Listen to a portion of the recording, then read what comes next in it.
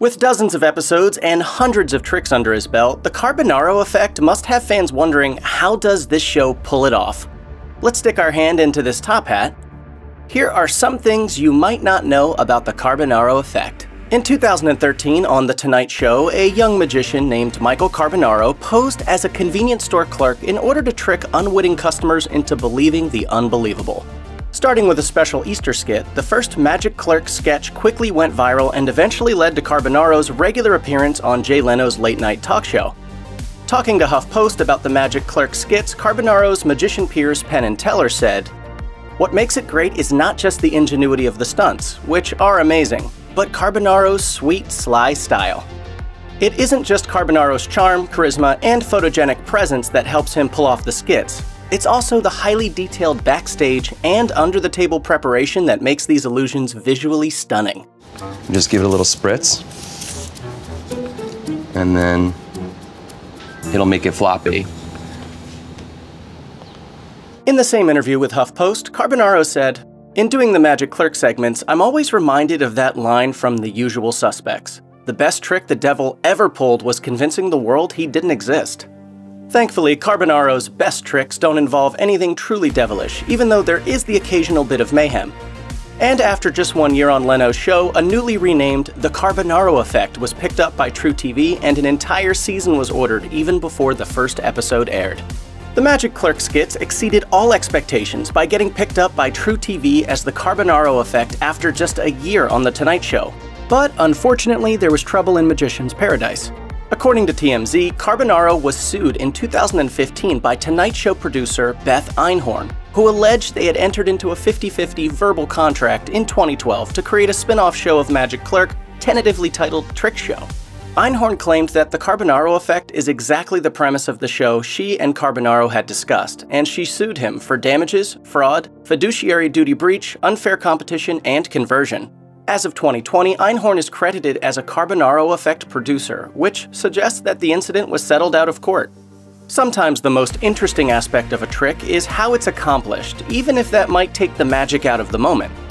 Because the illusions on the Carbonaro Effect are often so confounding, many viewers can't help but wonder if these acts are coordinated.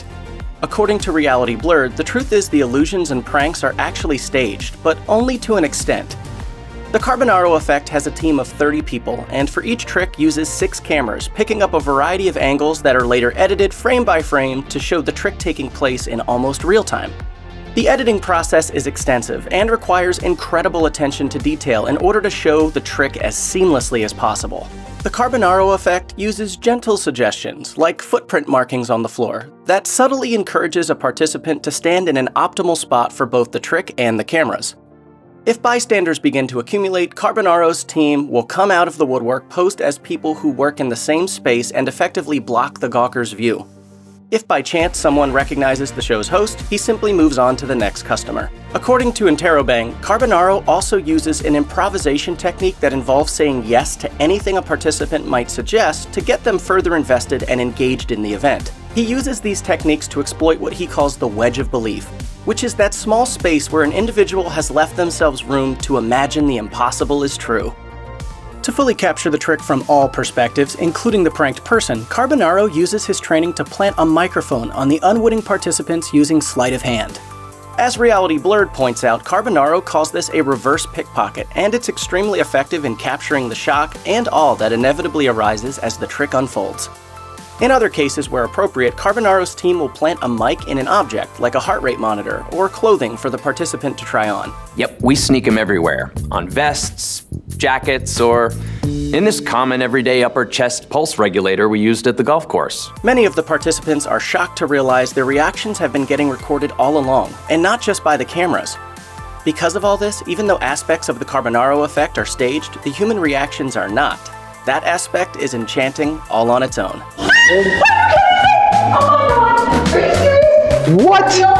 I'm gonna throw one. So where do you play? Oh my god! Carbonaro is also sensitive to the nature of his trickery, and makes sure that the joke doesn't enter into scary or bullying territory. If a participant starts to get uncomfortable or feels they're being made fun of, Carbonaro will stop the prank, reset, and move on to the next person. Carbonaro also understands that sometimes it's more than just vanity that makes people hesitant to agree to appear on camera. Carbonaro totally respects that and their privacy. In these cases, he simply moves on to the next mark. 3 is the magic number for the main elements in a Carbonaro Effect trick in order to achieve its maximum potential, which Carbonaro calls the perfect triad, according to Interrobang. First is the trick, which needs to strike a fine balance between being simple as well as appearing incredibly complicated, the quantum physics of magic. Carbonaro returns to magic basics, Magic 101, that relies on sleight of hand, since this is the most effective aspect. Second, Carbonaro needs a solid story to complement the Magic 101 going on behind the scenes. Since the Carbonaro Effect often takes place in retail scenarios, Carbonaro needs to sell himself not as a celebrity magician, but as an everyday Joe who's giving out free samples or doing a demonstration. This is the thing, my boss is like crazy superstitious. Without this narrative background, it would be impossible to get people to believe they're witnessing a miracle, especially since they actually aren't. The third, and arguably the most important aspect of a trick, is the participant's reaction to it. Carbonaro told Interrobang, "What I think is at the heart of the show is the joy of watching people react to bizarre situations. I could be great, but the reaction is the superstar. If the trick is really great, the silly story that I tell along with it is really great, and the person that I am lucky enough to have wandered into this scenario is also an awesome person, if those 3 things are lined up, it's golden." Impractical Jokers is another hidden camera prank show featured on TruTV that involves a group of 4 friends daring each other into increasingly ridiculous and personally embarrassing situations. The person who refuses loses, and is faced with an even more absurd dare to close out each episode. While Impractical Jokers isn't nearly as finessed as the Carbonaro Effect in either theme or execution, pairing the 2 popular shows still makes perfect sense. In a hilarious crossover event, Impractical Jokers stars joined Carbonaro in a coffee shop to prank some unsuspecting New Yorkers. But as to be expected with the Carbonaro Effect, the joke ended up on the Jokers who were supposed to be helping prank customers. By the time the Jokers get involved, Carbonaro switches the prank and the Jokers end up stunned themselves, as Carbonaro's smooth magic takes place right in front of them without them even realizing. Growing up, Carbonaro was inspired by the prank show Candid Camera, and first got into magic by intimidating his hero, David Copperfield. In an interview with Newsday, Carbonaro recalled, "I learned how to be a performer by emulating him as a kid. His formula of just talking to people on stage, being free to improvise, being charming and witty with a crowd together with great, beautiful magic." After summers attending Tanin's magic camp, he went on to teach himself a variety of magic tricks and sleight of hand through relentless practice in front of a mirror until the illusions were seamless. Once he was able to fool his family, they joined forces to help him to branch out and get paid for his performances, starting when he was just 13. Encouraged by his electrician dad, who would help build sets for his tricks, and his nurse mom, who took on the role of both booker and manager for her son, Carbonaro's flair for both magic and performing flourished. He made so much money performing magic tricks during high school that he saved enough to put himself through the prestigious and expensive NYU, where he studied acting professionally. In an interview with Interrobang about his magical training, Carbonaro said, "I had this love-hate relationship with magic. Magic can sometimes be a bad word. A lot of people, they think of their dumb uncle or some stupid clown that they saw. They don't really know that magic can be super skilled and super wonderful." The way the Carbonaro Effect approaches magic is absolutely both of those things, super skilled and super wonderful.